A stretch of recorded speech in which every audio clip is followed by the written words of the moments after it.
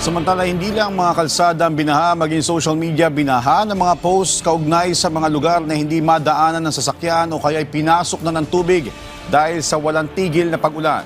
May report si Floyd Brenz.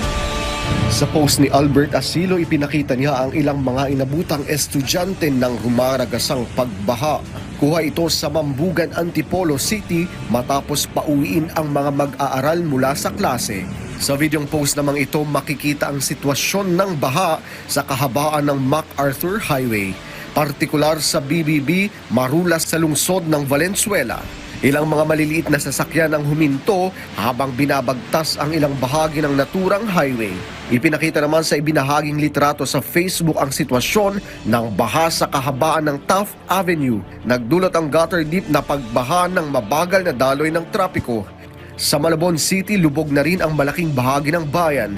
Hindi na halos madaanan ng maliliit na sasakyan ang kalsada.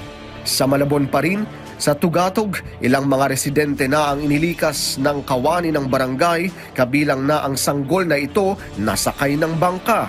Sa video namang ito na ibinahagi ng isang netizen, makikitang dahan-dahang bumabaybay sa gitna ng kahabaan ng Commonwealth ang ilang sasakyan para makaiwas sa malalim na baha. Nagdulot naman ng labis na pagkabahala sa mga residenteng naninirahan malapit sa Tulahan River sa Genti de Leon ng halos kalahating metro na lamang. Aapaw na sa riprap ang ragasang tubig papunta sa mga residente. Pasado alas 12 ng tanghali na i-record ang video.